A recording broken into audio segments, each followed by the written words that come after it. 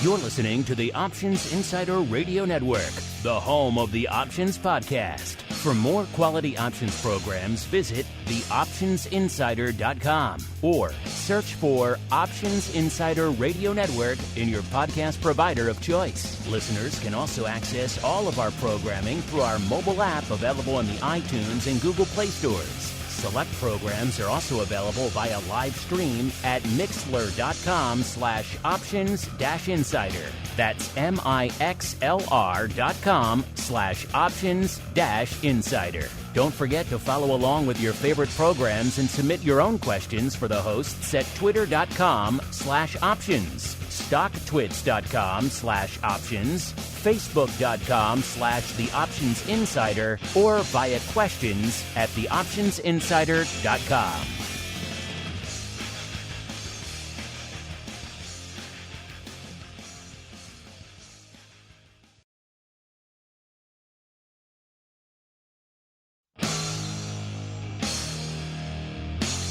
And now, it's time for the show that breaks down the options market from unusual activity alerts to market analysis, strategy overviews, listener questions, and much more.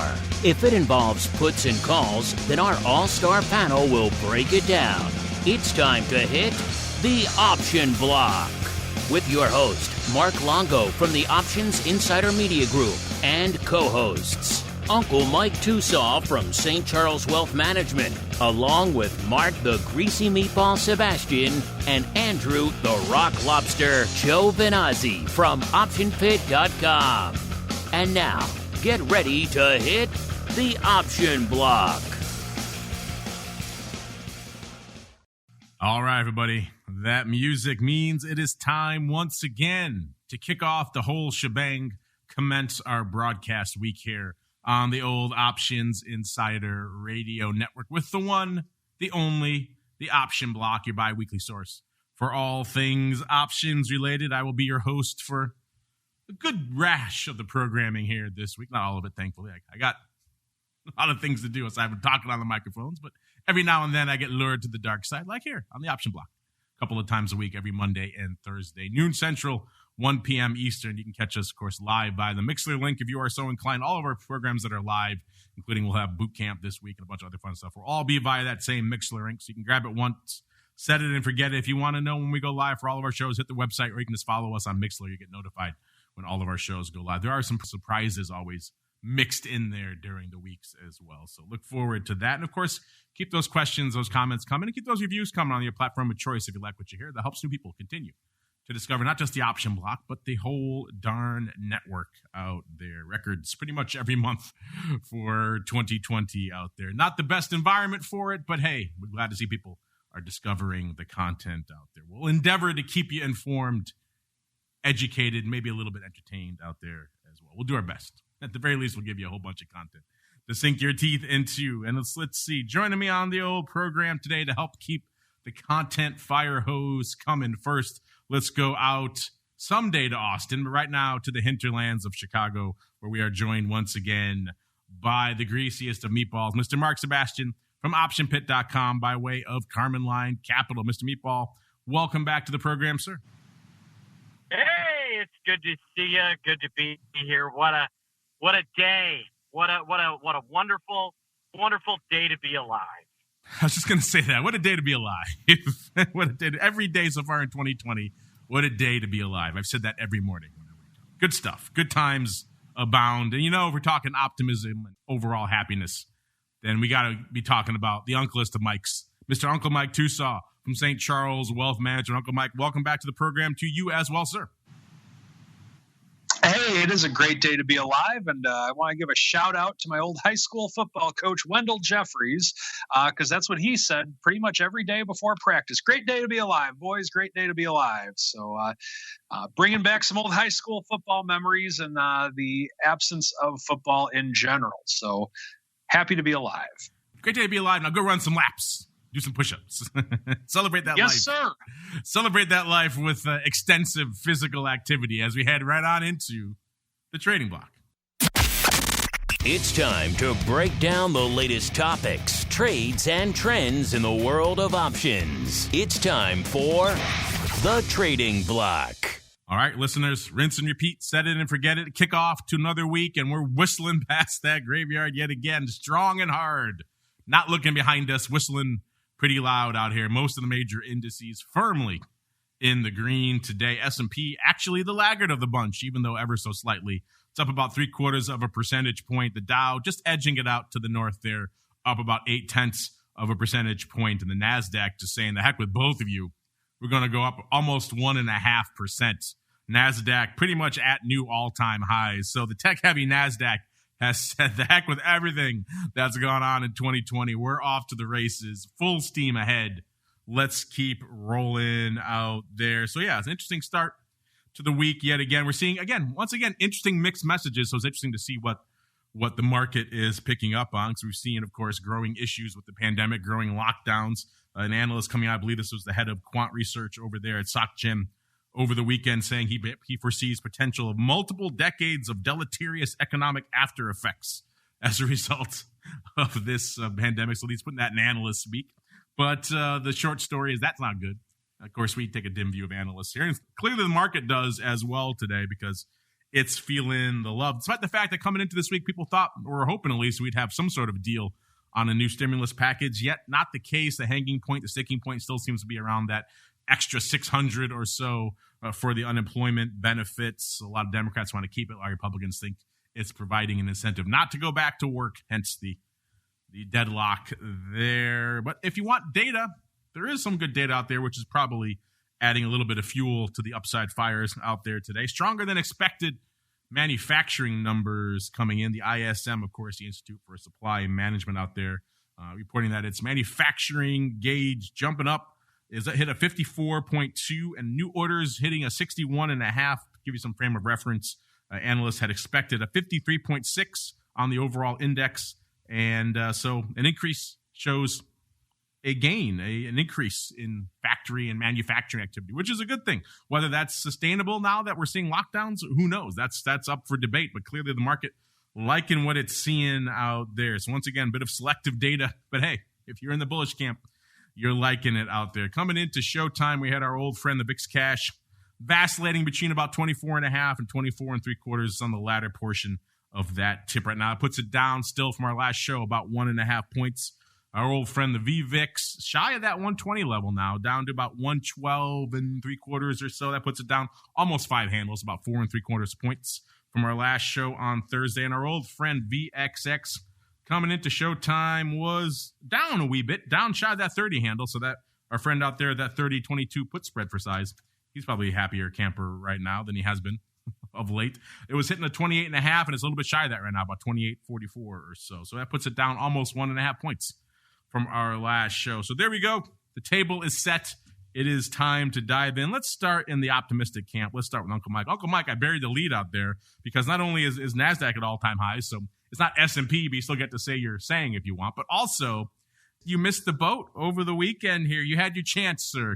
When I saw the XFL got scooped up for a meager $15 million, I assumed it was Uncle Mike and St. Charles Wealth Management behind that bid, but nay, it was The Rock, sir. How did you let The Rock beat you to that punch, Uncle Mike? Well, me and The Rock go way back, and so I told him that I wanted to I didn't really want to get into it because I didn't want to take focus away from my option trading. So I told him that he could have it, and then he agreed that he'd let me give him the people's elbow as kind of a just to be nice. So we got a good me and The Rock, we're really tight like that. It's a fair trade. So, and then, so, I mean, with that, he is going to let me come out to some games and say, do you smell what The Rock's cooking? He's going to let me do a few of those things. So we worked it out. Me and The Rock, we go way back. So we're good. So anyway, with the markets today, I think that the big thing that's lighting up my tape is this fruit company again. I mean, it almost feels like it's still – Apple does not have the innovation that had back in the early days of this show, to me, of world-changing innovation like they did back then. But holy cow, this stock price just continues to move and move and move and move and move. I remember just, for those of us, the longtime listeners, I would always say how I was in Apple, was rolling up my calls on Apple or whatever I was doing with it. Mark and Mark would make fun of me. And my response would be, well, they'd say, why are you so bullish on Apple? And my response would always be, well, it's Apple. And so now through the years, I'm like, okay, I took profits on it. That was a story that really built up my business a lot many years ago. But it's like it's continuing to just be Apple. So this is craziness indeed that it is going up as quickly and as fast as it is. But definitely fun to watch and reminiscent of the old days of the show when Mark and Mark would make fun of me for Apple all the time. But that's one thing that's lighting up my tape. And I think that the big thing with which people are going to be watching this week, of course, non-farm coming out at the end of the week, but the big thing is going to be what we're going to do with the unemployment benefit. Right now, you can make a case that it's incentivizing people to not work. But if people don't have that money, the other side of that is that people don't have money to spend, and then people can't buy the same things with which they were before, or go places where they may or may not have been able to go before based upon their proximity. So I don't think that lowering the $600 amount would be good for the market. I don't think it would be. I do think it would be good for our country, quite frankly, because I do think it would incentivize people to work. But I don't think it would be a bullish thing for our stock market, if that's what you're looking at.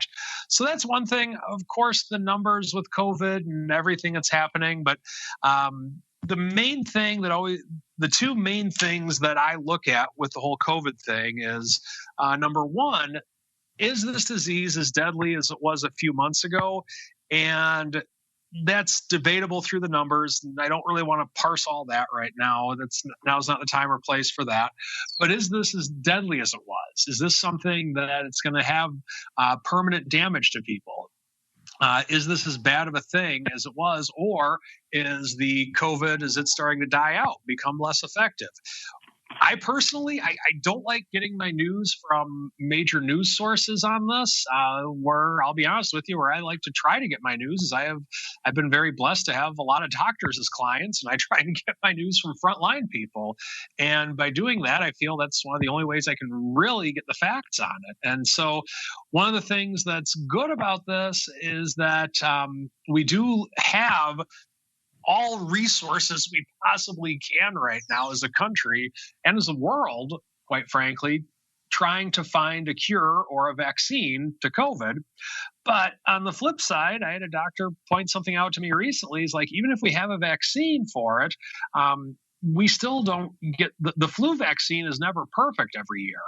And just because you can't predict a virus. And so even if we have a vaccine, because it's a virus, it might not be the vaccine we need to totally take care of it every year, because the virus might mutate even more. So I think there's a lot of uncertainty. And the bottom line is that I'm going to go back to what I go to all the time on this show with my optimism of this market, is that we've been through all of this before in some way, shape, or form as a country. We've been through 2 world wars. We've been through global pandemics. We've been through a lot of these things. And the United States of America keeps on going. And so with that, I think there is reason to be optimistic. But on the flip side, the other awesome benefit that we offer as a nation is options. So if you want to protect yourself in case I'm wrong, and in case I'm overly optimistic, and in case I am just a total pinhead to think that I should be optimistic in the United States, if you disagree with me, buy put options. It's a wonderful thing. Or let's say that you're kind of cautious about this, which is my stance on it, and you need to have something in place in case you're wrong, then you can do a whole variety of option strategies. So that is what's lighting up my tape, and that is what I am seeing today. Mark, do you smell what I'm cooking? I do. I smell it. I smell it indeed. It's tasty. A little bit of a rack of lamb. Leave off the mint jelly, though. I'm not a fan of the mint jelly, but other things going on out there in Uncle Mike Land. I'll have to come out for dinner. It smells pretty good over here. Let's see if the greasiest of meatballs can compete with his own delicious smells. Mr. Meatball, sir, what are you cooking up over there? I mean, is anybody surprised that The Rock bought the XFL? I think everything the guy touches is gold.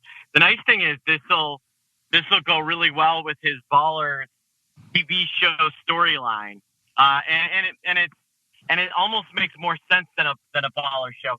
You know, it's another market. Apple, the PE is now 32.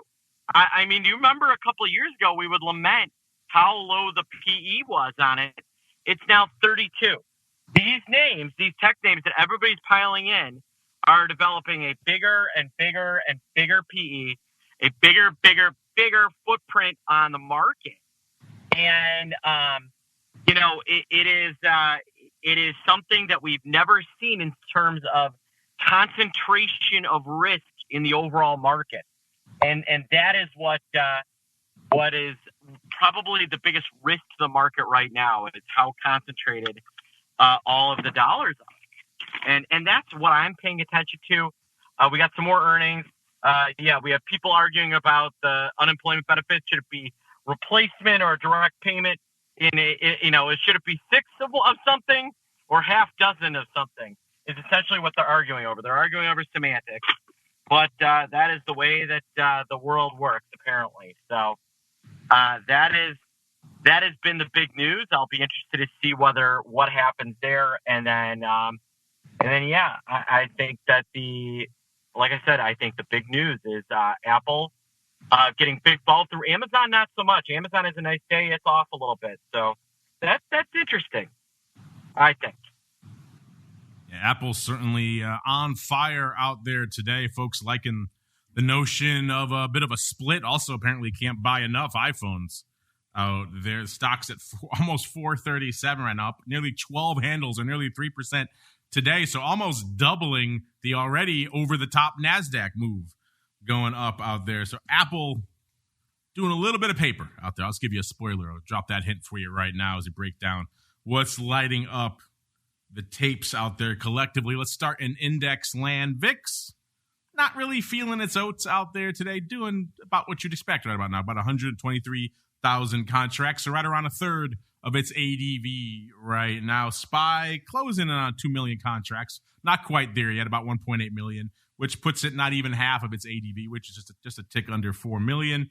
The S, 624,000, the ADV, 934. So the S closing in on its dramatically decreased ADV out there. The S should be doing well north of 1 million contracts a day, but c'est la vie, that's where we find ourselves out there today. The Q, 674,000 contracts on the tape as of a few minutes ago. The ADV, 1.11 million, and IWM at about 224,000 contracts. The ADV, just a tick north of 500,000, 527,000 out there. Let's move on to the single names. Cost you 174,000 to break into the top 10 today. That gets you all the way to Intel, number 10. Number 9, Tesla. Oh, the mighty have fallen.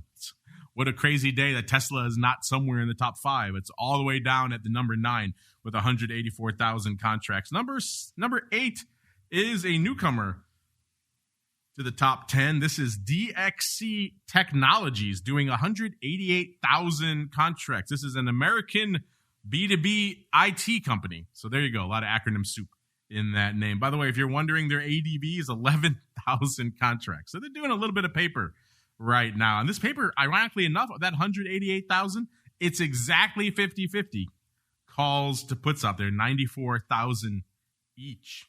Interesting stuff. They got some earnings coming up.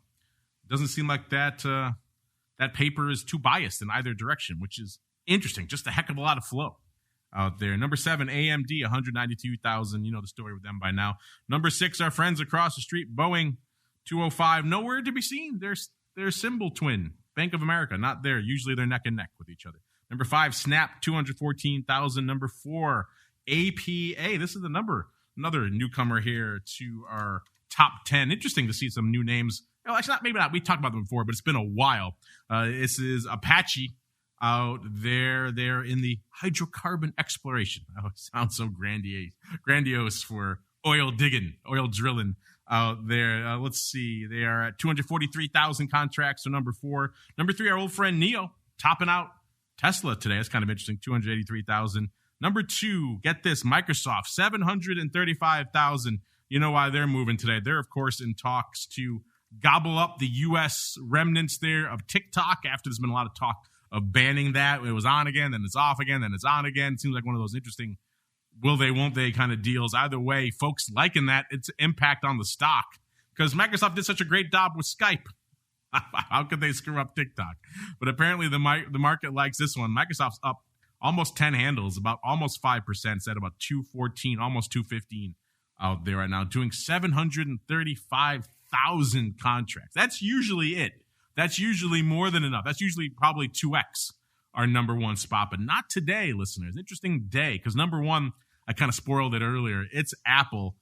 I think the technical term is blowing the freaking doors off. Apple's usually good for 350, 400, maybe a good day, 500K. If you're getting really up there, 700,000 like Microsoft, maybe threatening 1 million today already, 1.12 million contracts on the tape in Apple land. Apple, people always talk about it as this great manufacturing story, it's great product design story, all these other things, and people love it. Great marketing story, surely, but I think the impact it's had on the brokerage space is less heralded. Without Apple, where would the brokerage business have been for the last decade or so? It's pretty much all you guys trade out there, and clearly that's the case up there today. 1.12 million, 70% of that coming on the call side. Just in calls alone, they've done 781,000 contract, which is more than enough for number one, just on calls. Forget the puts. Who buys a put on Apple? How dare you?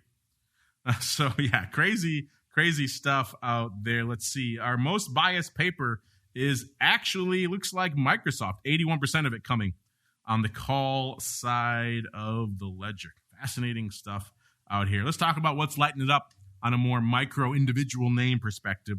Earnings. Today we had Clorox. A lot of people looking at Clorox. Apparently the numbers weren't great. I guess everyone was expecting everyone and their mother to buy Clorox wipes, and apparently not everyone did, because the stock was off about 3% coming out of there. They had better than expected earnings, but I guess, people always want more. It's what have you done for me lately? And apparently it wasn't enough. So Clorox reporting today. Tyson Foods, they caused a bit of a stir earlier with all their dire warnings about food supply. Turned out maybe not so much the case. Turned out they were exporting food while all this stuff was going on about them, stirring up concerns about our domestic food supply. So a lot of interesting stuff afoot there. Marathon Petroleum as well out there. They're making news because they sold a bunch of their Speedway gas stations to 7-Eleven. So now you're going to be able to go to a 7-Eleven gas station.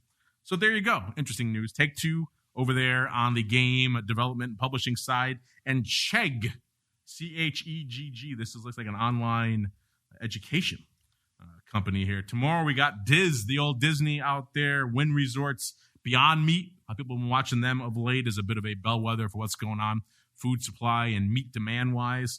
We got British Petroleum, Fox Corp. They may be coming back in a little bit, so pay attention to that one. We got Moderna on Wednesday. A lot of eyes on that one. CVS as well, Humana, Square, and Roku, and Etsy on Wednesday. Thursday, we got the old Ubers. Interesting times for ride sharing out there right now. Dropbox and Papa John's. Let's see. We got it for you, listeners. We got the hot updated earnings move results reports, and the earnings season reports. You know where to go for all that good stuff. TheOptionsInsider.com. Let's see what we've got. Let's go to, we got Chegg, a name I'm familiar with, ticker symbol CHGG. They're popping off after the bell today. They come into this report, they were almost $81.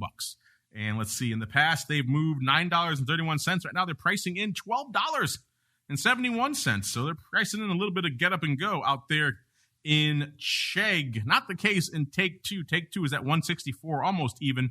In the past, they've moved $12.64. Right now, they're pricing in a little bit shy of $12, $11.96. So maybe things a little bit quieter in Take-Two. They're after the bell today as well. Beyond Meat after the bell tomorrow. They were at $125.90 as of this report. In the past, they've moved, get this, listeners, $29.07. Obviously, a little bit of a shorter time horizon in terms of data available on Beyond Meat, but still, in the limited time frame that we have, it's averaged out to $29. Right now, they're pricing in $17.19. Interesting. Out there, Disney, a big name. A lot of people are watching out there right now. They're closing in on $117 as of the time of this report. In the past, they've moved $2.57. So not a heck of a lot, given all the drama that's gone on out there, closing parks and Disney Plus and streaming and bumping movies. A lot of drama on their front, yet not a lot of vol. This time, they're pricing in a little bit more, to the tune of $5.33. So over 2x what their average is out there. So maybe interesting times afoot coming in for Disney. They're on the 4th after the bell. Fox Corp, Class A, they're on the 4th as well. 25.77 is where they were. They were pricing in $1.61 in the past. They've moved 61 cents. So juicy in Fox Corp. I think we'll come back to that in a few minutes. CVS as well. A lot of people going there for testing and everything else out there right now. 62, almost $63 as of the time of this report.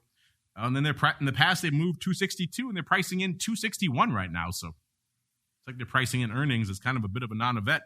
Moderna here, they're on the 5th before the bell. 74.10 is where they were trading at the time. In the past, they moved $2.22.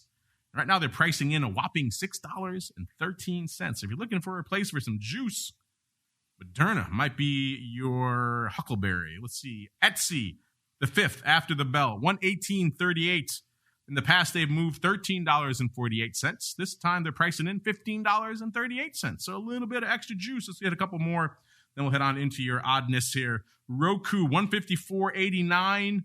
In the past, they've moved, get this, $31.32. So we know Roku's been a favorite in our top 10 and our most actives. It's usually lighting up the options paper and delivering some vol of late. This time, though, they're saying things might be a little bit more tranquil in the set-top box front because they're only pricing in $19.73. That's quite a discount from a vol perspective. And then Square, of course, online payments app there, almost $130, $129.85 as of this report. They, in the past, have moved $7.55. Right now, they're closing in on $12 from a straddle. They're pricing in $11.79. So pricing in a little bit of juice there. They are the 5th after the bell. That's just a taste, just a hint, listeners. Let's do a couple. Let's do Uber. Why not? August 6th after the bell. They were at $30.25 pretty much. In the past, they've moved $2.35. Right now, $2.28. So also pricing in a bit of maybe a non-event from an overall earnings perspective out there. So interesting stuff afoot. You can check out all that for yourselves, listeners, as we head on into. We'll do one more. Let's mix up the genres a bit. Let's head on out to pizza. Ticker symbol PZZA, which is a Papa John's out there. Timeless report, they were trading $94.67. In the past, they've moved $4.57. Right now, they're pricing in a whopping $7.14. That's some tasty pizza vol out there, listeners. That's just the taste, pun intended, of the many tickers that are available for you. Find the full list for yourselves. Maybe there's a name we didn't list. Chances are there are, because there's quite a few of them here. Head on over to theoptionsinsider.com to get your fix. Meanwhile, it's time to get your fix of a little bit of weirdness, a little bit of wildness. It is time for the Odd Block. It's time to break down the most interesting, unusual, and downright questionable options activity that's been identified by theoptionsinsider.com. It's time for the Odd Block.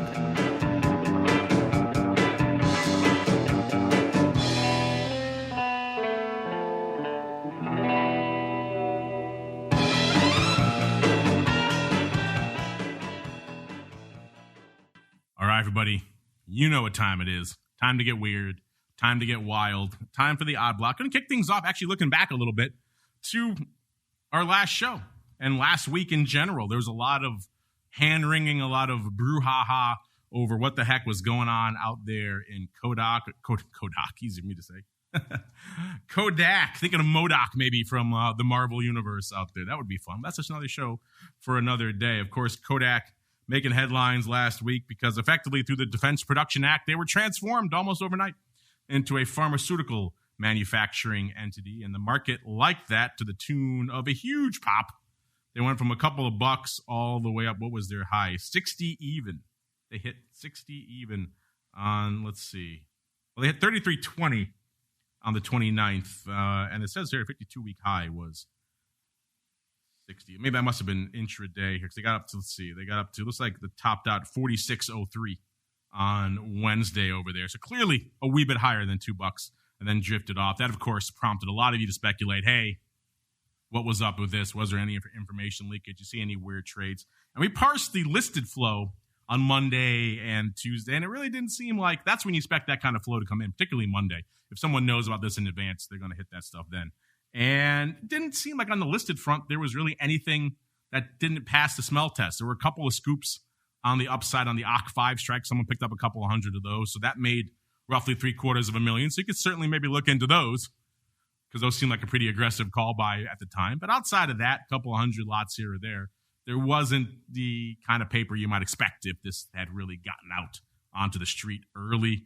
We've all been out there. We've seen it in the past. I've seen it when cabinet ministers and secretaries of defense and treasury all step down unexpectedly. All the flow that can come in is it leaks to the House staffers and it leaks to everyone else and it leaks to the bank and all these other types of deals. Usually they leak. And yet this one seems like it was pretty buttoned up. And we mentioned that on the show. And a lot of you chimed in with what the CEO had done on the equity side. And we mentioned that on the show. So we did talk about that. That certainly didn't seem well formed. But he also had our consumer chiming in saying, check out the Form 4 transactions. He says there were significant options acquired by insiders on Monday before the news. So we did that. These are obviously not listed. So this is a little bit of a different type of option we're talking about here. These are kind of the corporate options grants. So you're not going to see, you're looking up on your various brokerage analytics platforms out there. And sure enough, he was correct. Looking here on this, on the Form 4, which shows the different types of grants awarded out there. There's a lot of underlying change in hands and also a fair amount of options being awarded on the 27th. So interesting timing to these. A lot of these to this James Continenza, who is the CEO. He had options effectively for 170,000 shares at a strike price of $12. So that was pretty far out of the money. Of course, it became in the money. $6 as well. He got equivalent of almost 300,000 shares for $6.03, and another almost 300,000 shares for $4.53. And then a huge block of nearly 1 million shares, 981,000, with a strike price of $3.03 out there. Also had other people like the CFO getting blocks of 10,000 at the exact same prices here, $12, $6.03, $4.53, and $3.03. So at the time they were awarded on Monday, not the best strikes because they were all pretty far out of the money. Now, worth noting, these expire, I believe, in 2026 or something ridiculous like that. But still, it was enough to maybe raise the hairs on your back of your neck and not perhaps pass the smell test. Kodak, of course, put out some information on this. They said these options were previously reported by our CEO, and the Form 4 is being amended on Monday. So instead, it was just amended to provide greater detail on the terms of these options trades. They say it was as a result of a 5% secured convertible note that he issued that's due in 2021. As a result of that, if that is converted into equity, they say he would have been diluted and all these other shareholders would have been diluted. So they granted these options as a way to amend them, make them good in case they are diluted. The timing of that amending on the 27th, certainly suspect. Certainly not good from a PR perspective. But, these companies always bend over backwards to try to justify these things, and I expected something like that. Either way, though, this one certainly does smell a little weird. Mr. Meatball, what are your thoughts here on the CEO and a bunch of other top executives in Kodak getting nice options packages amended for them right before this deal was announced, sir? I mean, I don't know how ethical that is. It's a little strange, don't you think? But that being said, I don't know. How much was the guy making at Kodak before he, they got this deal? But it's just amazing how companies can transform themselves. Think about like Corning, right? Corning at one point in time made, baking dishes. They don't do that anymore either. So it's funny, but, interesting. If this works out in 50 years or 20 years, people go, wait, Kodak used to do what? That, which is funny. But if you look at where the camera industry was going,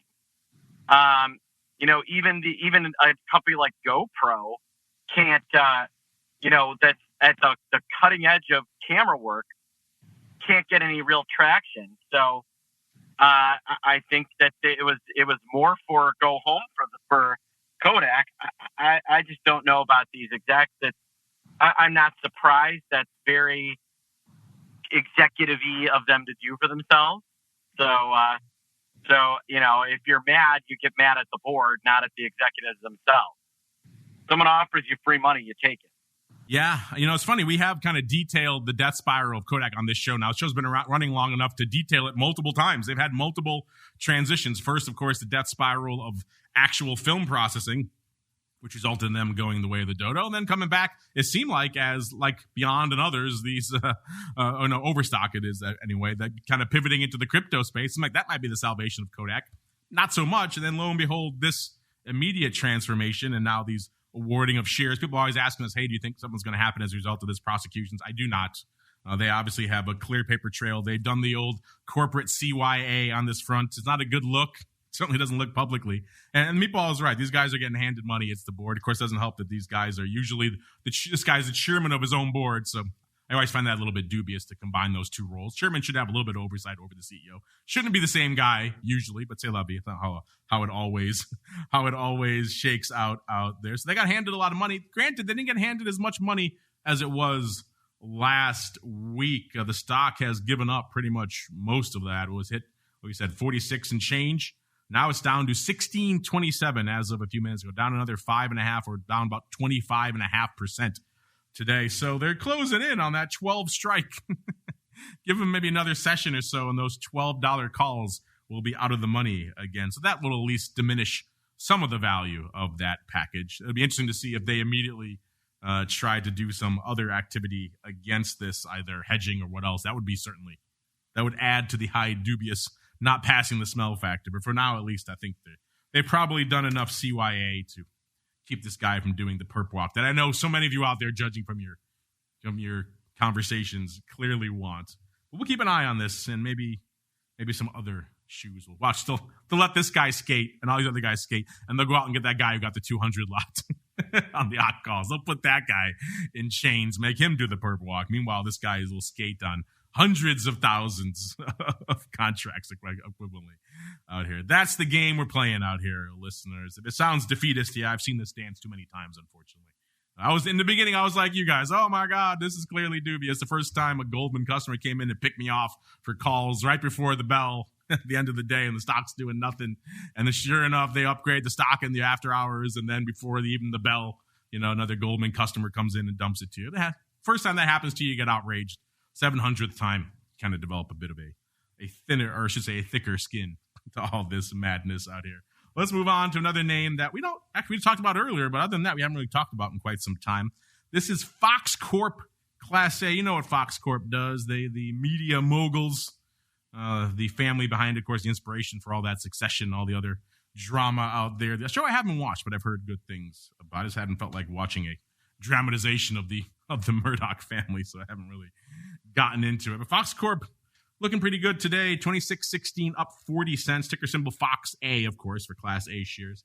This thing has had an interesting run. A year ago, they were trading $36, so about $10 north of where they are right now. Then they kind of sold off a bit down to 30.5 in October. Then they rallied again. They got up to their pretty much 52-week high of just a tick under $40. You know when that was, listeners? Right before all this fun. Right in mid-February, they hit that level, and then they pretty much sold off hard. They got down to their low about a little bit shy of $20, $19.81 back in March, and they kind of rebounded pretty quickly. Within a week or so, they were trading about 25, and then by June 8th, they got up to 32.5, which is where a lot of these names topped out. I've lost track of how many names we've analyzed here where they had their run-up that peaked out and kind of petered out on June 8th. That was the day for a lot of these names. And then this one, same thing, followed suit. And now, unlike the tech-heavy names that have pretty much continued their upward momentum, this one actually gave a lot of it back. It was 24.30 by July 9th. So a month later, it had given up pretty much almost 10 handles. And then right now, we're hovering down about 8 or so points, down to about 26.15 to where we find ourselves today. Let's see what our Eye of Sauron dug up out here. Looks like it's some put paper. In particular, it's the AUG 20. These are expiring on the 28th. So these are out there in the weeklies. 21 strike puts going up for 21 cents. How many 20s can we throw into this sentence? The market was 15 cents at 31. So leaning towards the bid, bit of a wide market out there, but not as bad as some of the other ones we talked about last week where they had no bid. I think the market was no bid at 40 cents. So this is a little bit better than that. This one up over there on the Philly. This is clearly opening. Worth noting, they have earnings tomorrow. We just talked about them earlier. So these are 18% out of the money puts Mr. Meatball, in a name that has earnings after the bell tomorrow. Interesting, they went out into the weeklies because they could have just gotten the standard contract if they wanted to just get some weekly premium. But c'est la vie. Interesting choice. Mr. Meatball, what are your thoughts here? You think our friend is buying these puts? Think he's drawn a line in the sand ahead of the earnings? What are your thoughts here on these Fox Corp Class A puts? Yeah, it's interesting. A lot of news over the weekend. A lot going on with Fox Corp. They're under kind of an assault. So I could go either way on these. Is it somebody trying to buy the stock, or, is it somebody who's already long protecting themselves? If you look at, how it's acting on the news from today,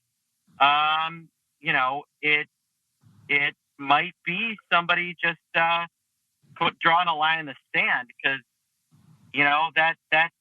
it's not insanely expensive right now.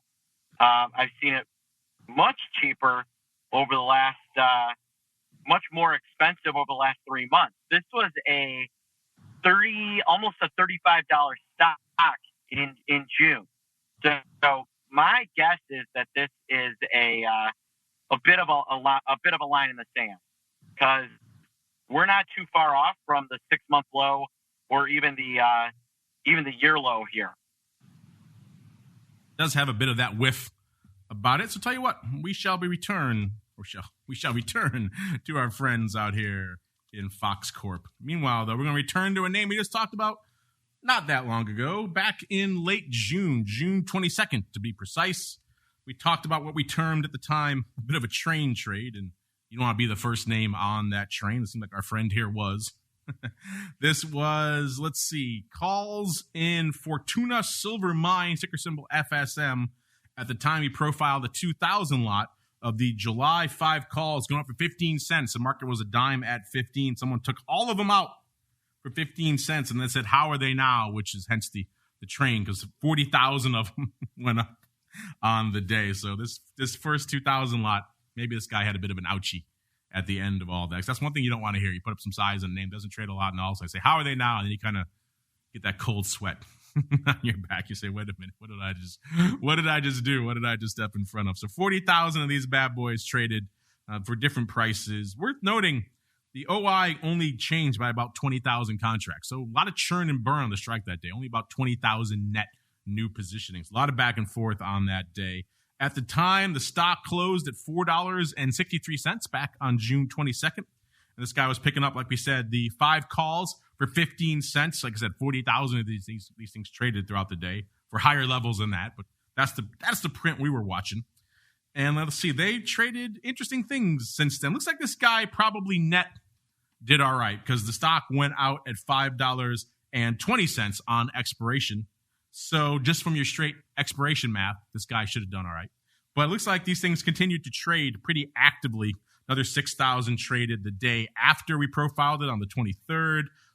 These things were pretty hot. 3,400 on the 24th, and then 1,500 again, all the way out to another big day on the 17th, which was, of course, right around expiration.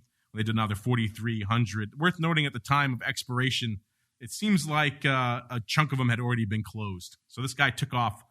You're going to see 42,000 trading and 20,000 OI. You're going to see some of that pare down. By the time he got close to expiration, that OI had dropped to around 12,000 or so. So it seemed like a good chunk of them came off the tape, and then the rest went out on expiration. Not that many, only about 4,300 volume, and the OI was actually, there was still about 12,000 and change on expiration. So that's kind of interesting for an option that was kind of in the money. Maybe this guy wanted to pick up the stock. Either way, the price he paid for is right around where it was at expirations. Maybe he felt it was kind of a de minimis thing, just keep him on, get the stock, and go from there. Either way, a bit of a weird one, Mr. Meatball, but it seems like this guy did all right. Let's see, what was the high of this name during the time of this trade here? Maybe we can see. Yeah, the high was pretty much hit much higher levels now. It's at 656 now, so hit much higher levels after expiration. Unfortunately, that doesn't help our friend here. So the high was pretty much right around expiration day, 520 or so. So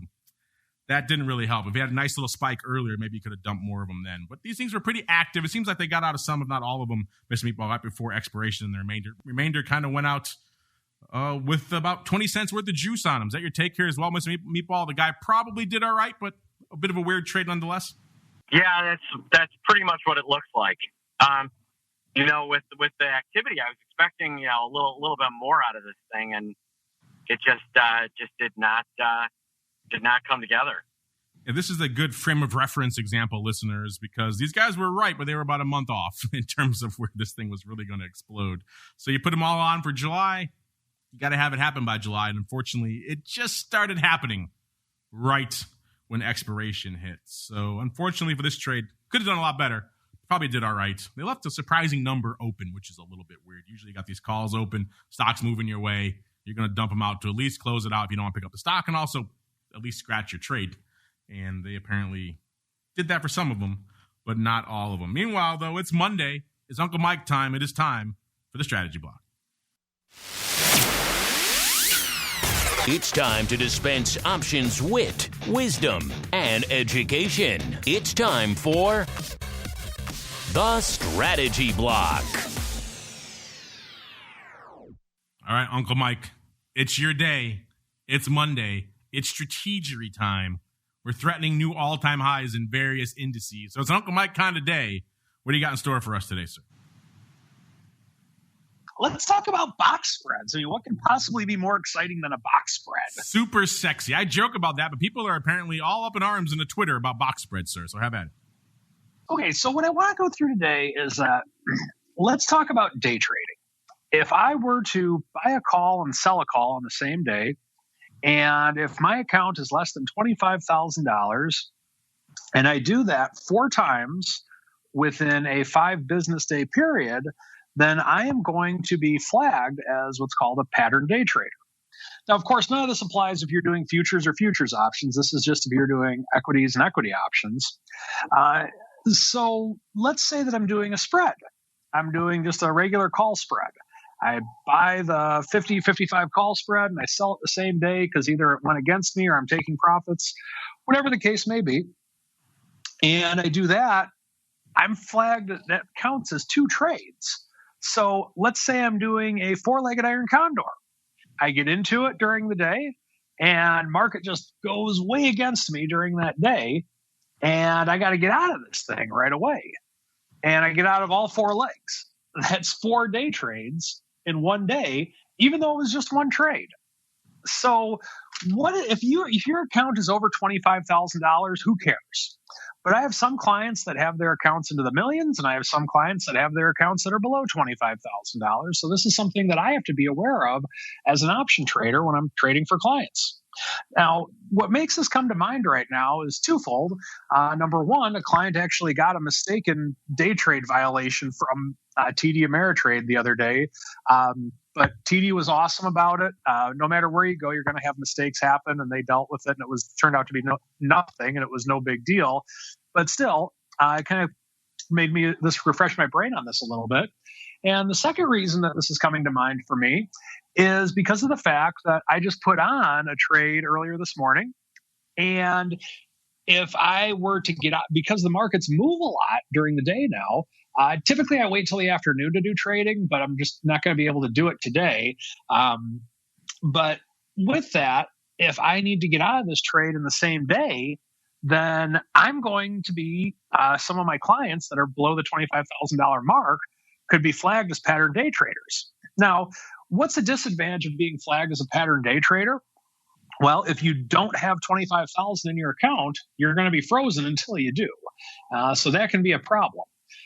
But if you do have the $25,000 in your account, it's really not going to hurt you in any way. But for those clients that don't, this is where you have to be mindful of it. So what on earth can I do to get around it? Well, 2 things. Number one, you can just trade futures and futures options because those rules don't exist there. But number 2, the second way with which to get around a day trade is our good old friend, the box spread. So let's say, for example, that I were to sell a put spread, and my typical form of risk management would be to have a line in the sand to just get out of the put spread at a market order when it touches a certain price. The underlying touches a certain price. And that's very common for me because I trade SPY. I'm comfortable with market orders, and the spreads are I might get screwed out of a penny, maybe, but quite honestly, in many years of trading SPY options, doing market orders like this, I've never had any problem with it. So with that, that's typically how I like to do it. However, because I put the trade on today and we still have another 2 hours or so of trading left in the trading day, if I were to get out of it right now because the market were to move, then for some of my clients, it could count against them as a day trade.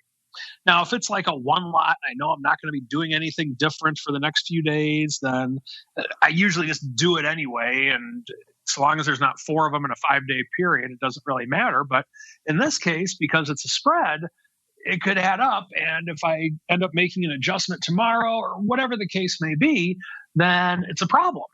So what I'm doing right now is on the short put spread I have an order in place contingent upon the market going below a certain point that I am going to actually sell a call spread. Now, how does this work? Let's say XYZ stock is at 50 and I sold the 45.40 put spread. If all of a sudden, let's say that my line in the sand is 46, that's when I want to get out. Well, I can't get out because it would be a day trade, let's say, if it goes against me. So what I can do then is I can do what's called a box spread, and I can create a synthetic equivalent with calls to what the opposite of this short put spread is. So what I then do is I sell a 40 call and buy a 45 call.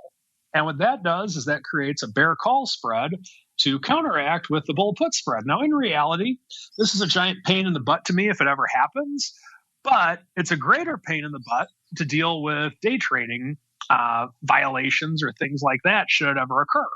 So with this, if you ever run into this situation and you have an account less than $25,000 and you're concerned and you don't want to get flagged as a pattern day trader, then this is an alternative of something that you can do to protect yourself. You can do it as a contingency. You can do it just if you're at your computer. And of course, you can do the opposite of it with put spreads if you're short a call spread as well.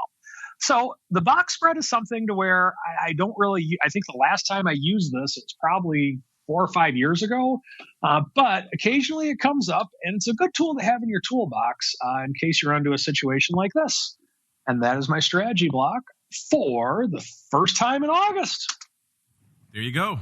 Well said, sir. Now it's time for us to keep on rolling into our final segment. It is time to go around the block. It's time to tell you what we'll be watching on our trading screens until the next episode. It's time for Around the Block. All right, everybody. Let's see what we're going to be keeping an eye on for the rest of this week until we can gather here together on Thursday for a little bit more OB. Obviously, there'll be more shows on the network in between now and then. For this August panel, we're not gathering back together until Thursday. Let's start with the greasiest of meatballs. Mr. Meatballs, sir, what are you keeping an eye on for the rest of this week until Thursday, sir? I'm watching earnings. I'm watching, what's going to happen with Apple and with Amazon. And, what happens to Google, I think, is a really interesting case study because they were, I would argue, like the lone tech company that really, truly disappointed. Do they get moved out of kind of the FANG group and, start drifting lower? What is going to happen with that name? Because we saw great earnings out of Facebook, Apple, Amazon blew higher. Microsoft had good earnings. It sold off on them, but Microsoft had good earnings. Google was kind of a disappointment. So I'm really interested in what happens to dollar allocations with the conjoined Google twins. Ah, yes, the conjoined twins that are Google and Alphabet. I'm not sure they're probably going to be revisiting that for themselves going forward as well. Mr. Uncle Mike, you just talked about how you're keeping an eye on box spreads. What else is on your radar until Thursday, sir? Yeah, just watching what we talked about earlier from the standpoint of wanting to see if the unemployment benefits are continued, if we're getting another stimulus. or seeing what we're doing with that. I think that's actually more important right now from a market perspective than any COVID news, because we've proven that with the government just greasing the wheels of the economy, even if we stay home, we can still do okay as the stock market. So long as the government and the Fed keep printing more money, then as a market participant, it's really, I think it'll be good. But if they don't, even though it would probably be better for our country, in my opinion, might not be so good for the country. All right, listeners, that music come to the end of at least this show. Don't worry if you need more in your ear holes, you need more in your lives today. We got you covered. We'll be back in exactly an hour and 3 minutes to be precise, with the crypto rundown. Going to break down some cool stuff. Got the folks from Genesis joining us there to talk about all their latest in terms of analytics. A lot of stuff lighting it up on Deribit. Bitcoin's been moving. The options have been moving. ETH options have been lighting it up. The vol, the volume, the skew, all that goodness, unusual activity. A lot of it going on out there. And even if you're not a big crypto head, just interesting to see what's going on from that perspective. Stay tuned for that. We'll be back in exactly an hour with that. In the meantime, we'll put some fun stuff there in the live stream for you. Maybe some recent broadcasts, vol views, other fun stuff. Get you up to speed what we've been talking about of late on the network. But before we go, let's go back around the horn. Let's check in with each of our cohorts. Let's start with the greasiest of Austinites, Mr. Mark Sebastian. Mr. Meatball Surf, I'm intrigued. I want to get someone to hold my hand, maybe teach me a little bit about what's going on in this market. Where should I go? What should I do, sir? Yeah, go to optionpit.com and make sure you're subscribing to our newsletters and everything that we do, because we put out a lot of content every day, and we want to help you and teach you what we're doing. There you go. Optionpit.com is the place to go. You know it by now. Kick the tires and light the fires. Maybe someday they'll bring back that cool video guy that I miss so much from the early days of Option Pits. All right. And also, Mr. Uncle Mike Surf, I want someone to teach me about box spreads to avoid these pattern day trading, or perhaps to do it for me. Where should I go? What should I do? Hey, go to stcharleswealth.com for more information. Feel free to contact me in any way you see on the website. Would love to have conversations on box spreads and investing in general. And investing in general. The man does it all. stcharleswealth.com is the place to go. And on behalf of the greasiest of meatballs and the uncleist of Mikes, and indeed myself, I want to thank all of you out there for downloading, streaming, subscribing, sending in questions. We'll get to more of them. Don't worry, on the Thursday show, probably smatter some into other shows throughout the week as well. There's so many questions coming in, not just for this show, but for every show we do. Keep them coming. We'd love to hear from you. And we'll see you back here in about exactly an hour for the Crypto Rundown. Then throughout the week for Options Boot Camp and OPR and all sorts of other good stuff. And then back again on Thursday for more of the Option.